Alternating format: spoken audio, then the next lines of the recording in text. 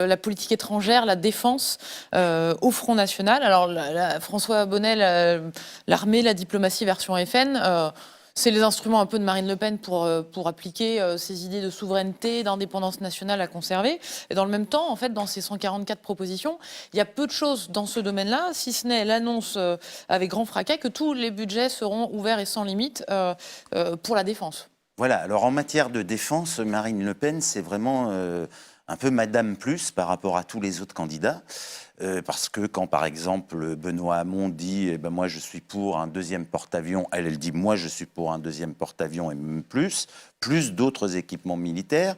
Quand François Fillon ou Benoît Hamon disent « il faut porter le budget de la défense à 2% du PIB », à l'horizon d'un quinquennat, elle dit non, non, moi ça va être 3%.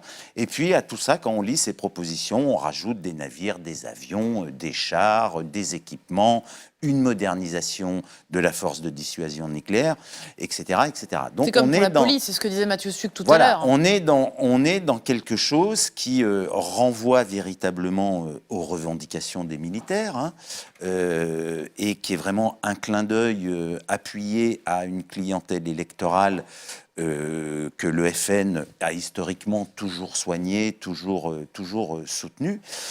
Évidemment, dans cette partie budget militaire, rien n'est dit des modes de financement, des énormes investissements qui sont avancés. Je rappelle qu'un deuxième porte-avions nucléaire, ça coûte au bas mot 5 milliards d'euros.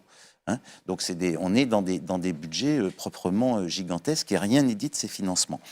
Alors, cet effort massif sur la défense, qui est relativement détaillé dans ces 144 propositions, s'accompagne d'un quasi-silence sur la politique étrangère. Ça renvoie à quoi, selon moi? Ça renvoie d'abord à une première chose qui est l'extrême difficulté du Front National à être reconnu ou simplement reçu sur la scène internationale. Les voyages de Marine Le Pen ont souvent tourné au fiasco. Les voyages de Marine Le Pen tournent au fiasco. On l'a vu quand elle s'est déplacée au Canada, ça a été une avalanche de protestations et aucun responsable politique n'a accepté de la recevoir. Aux États-Unis en 2011 aussi, et puis la Trump Tower encore récemment. Là, j'ai fait le compte récemment. Finalement, elle a été reçue par 30 minutes par Michel Aoun, le président du Liban. Elle a été reçue le 21 mars par Idriss Déby, le président du Tchad, dictateur notoire. Elle a été reçue par le Premier ministre égyptien du régime du maréchal Sissi, qui est une des pires dictatures en ce moment dans le monde arabe. Et puis on a vu, il y a une scène assez cocasse, un déplacement de son secrétaire général, Nicolas B, en Israël. On avait publié un article à ce sujet. Officiellement une visite privée dont il a fait une pleine publicité et on s'est aperçu que tous les gens qu'il rencontrait, tous ses interlocuteurs ont dû expliquer par la suite qu'ils avaient appris qu'il était un responsable politique mais qu'ils ignoraient que cet homme était un des responsables les plus importants du Front National. C'est la photo forcée un petit peu pour les responsables du FN, la photo volée. Il y a un vrai problème pour le FN dans ses relations internationales. C'est ce qui explique aussi, ce qui contribue à expliquer, c'est qu'un des éléments à expliquer cette relation particulière qu'a le Front National avec la Russie.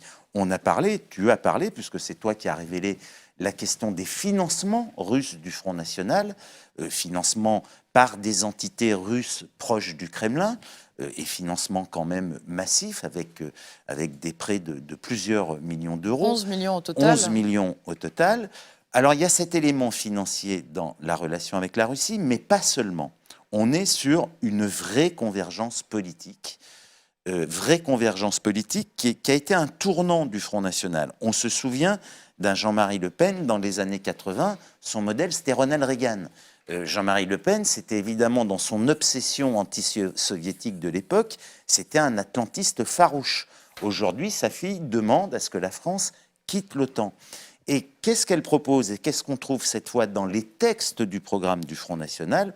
On trouve une proposition qui est très explicite, qui est très clairement argumentée, c'est celle d'une alliance stratégique avec la Russie pour faire pendant, finalement on le comprend bien, à ce mondialisme libéral incarné par et les États-Unis et l'Europe.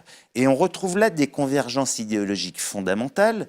Tu en as parlé, on en a parlé à plusieurs reprises dans Mediapart sur l'idéologue russe qui s'appelle Alexandre Douguine, qui est le théoricien de l'eurasisme. Douguine vient régulièrement en France, des responsables du Front National l'ont lu, lui-même a lu et discute régulièrement avec certains intellectuels proches du FN. Donc on retrouve là cette idée d'une grande Europe qui n'est pas l'Union européenne, qui n'est surtout pas proche des États-Unis, d'une alliance stratégique qui est aussi une alliance de la chrétienté face aux dangers musulmans. Hein, c'est la chrétienté orthodoxe en Russie, les valeurs soutien à chrétiennes. Bachar al-Assad en Syrie. Et puis, on retrouve évidemment comme point commun le soutien au régime syrien et à Bachar el-Assad. Alors, je pense que dans ces 144 propositions de Marine Le Pen, il n'y en a que 3 qui concernent la politique étrangère, où il n'est finalement question que d'un monde multipolaire, ce qui est un peu à la fois une tarte à la crème. C'était déjà le projet de Chirac, ça fait 20 ans qu'on parle d'un monde multipolaire. Le monde multipolaire version Front National est bien la manière d'affirmer qu'il faut se déconnecter de l'Union européenne, du mondialisme, du libéralisme effréné et passer des alliances, de vraies alliances politiques, avec des régimes qui, eux aussi, ont l'identité au cœur. Hein, ça a été tout le projet Poutine, c'était restaurer la grandeur russe par la reconquête de son identité chrétienne et de son identité orthodoxe. Poutine est le modèle de Marine Le Pen aujourd'hui. C'est une sorte de modèle politique et il y a de véritables convergences idéologiques. Merci François Bonnet. Voilà.